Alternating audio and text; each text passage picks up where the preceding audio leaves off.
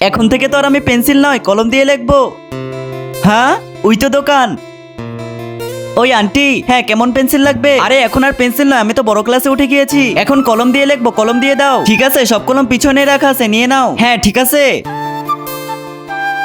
ইয়ার ভেবেই তো পারতাছি না এই কলমটা নিব নাকি এইটা। নালায়েক, শুধু দেখতেই থাকবি নাকি নিবি? হ্যাঁ হ্যাঁ নিব তো। ঠিক আছে, কলম চালিয়ে দেখ, যেটা ভালো হবে ওটাই নিয়ে নিস। ঠিক আছে, চালিয়ে দেখতেছি। আবে নালায়েক, আস্তে চালা, কলমটা ভেঙে ফেলবি নাকি? হ্যাঁ ঠিক আছে, আস্তেই চালাইতাছি। আন্টি, আমাকে ওই 10 টাকাওয়ালা টিপটিপ কলম দিয়ে দাও। আচ্ছা, টিপটিপওয়ালা পেন চাইতেছো?